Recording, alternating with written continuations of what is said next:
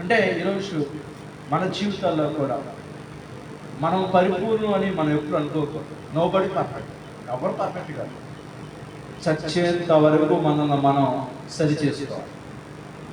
అది ఎంత పెద్ద సేవకుడైనా సరే, అది ఎంత పెద్ద సీనియర్ కలిగిన విశ్వాసే సరే, మనల్ని మనం సెల్ఫ్ ఎగ్జామ్ అంటే మనల్ని మనం కరెక్షన్ చేసుకోవాలి.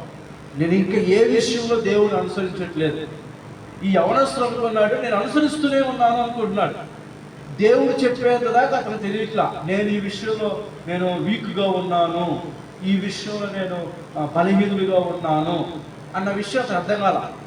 సరే చెప్పగానే సరి చేసుకున్నాడా? చేసుకోవాలా? లేదు, నాకు దానికన్నా నాకు డబ్బే ముఖ్యమని యేసయ్యను విడిచిపెట్టి వెళ్ళిపోయాడు. ఈరోజు ఒకటే, మనం దేవుణ్ణి అనుసరించేవారుగా మనం ఉన్నట్లయితే, ఆ అనుసరించేటప్పుడు